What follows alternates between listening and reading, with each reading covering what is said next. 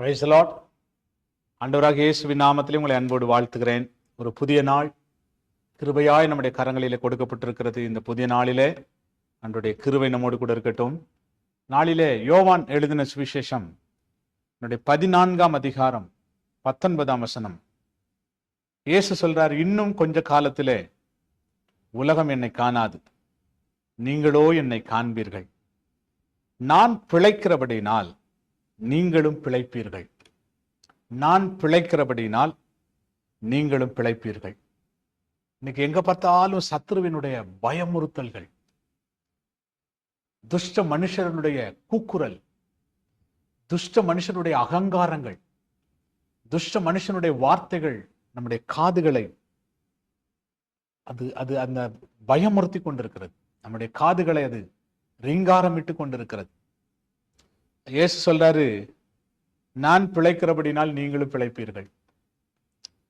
ஆண்டவர் இயேசுவுக்கு எத்தனை போராட்டங்கள், எத்தனை தோல்வியான சூழ்நிலைகள், எத்தனை எதிர்மறையான காரியங்கள் நடந்தது. ஆனால் எல்லாவற்றையும் ஜெயித்து அவர் இன்றைக்கு பிழைத்திருக்கிறார். சிலுவை அனுமதித்தார்கள், அந்த சிலுவையை சுமந்தார். சிலுவையிலே ஆணிகள் அடித்தார்கள், அந்த சிலுவை ஏற்றுக்கொண்டார். அவரை மண்ணிலே அடக்கம் பண்ணினார்கள், அதற்கு தன்னை ஒப்பு கொடுத்தார். அதனால் தம்முடைய வார்த்தையின்படி 3ஆம் நாளில் உயிரோடு கூட எழும்பின நம்முடைய ஆண்டவர் நமக்குள்ளே பிழைத்திருக்கிறபடினால் நாமும் பிழைத்திருப்போம். தேவ பிள்ளைகளே, ஒரு நாளும் போராட்டங்கள், சோர்வுகள் நம்மை அழித்து விட முடியவே முடியாது.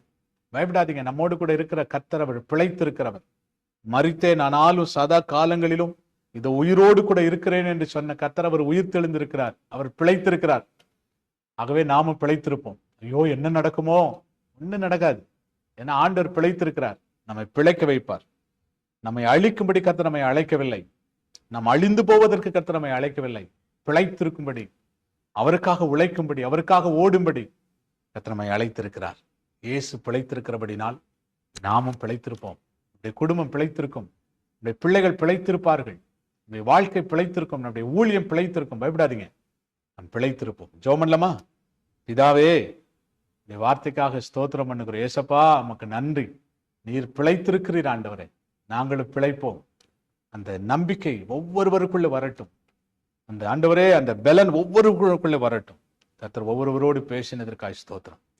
நாமத்தை மகிமைப்படுத்துங்கப்பா, பெரிய காரியங்களை செய்யும். இயேசுவின் நாமத்தில் ஆண்டவரை கேட்டுக்கொள்கிறோம், எங்கள் நல்ல பிதாவே. ஆமேன், ஆமேன், ஆமேன். Praise the Lord. God bless you. கர்த்தர் உங்களை அப்படியே ஆசீர்வதிப்பார். ஆமேன்.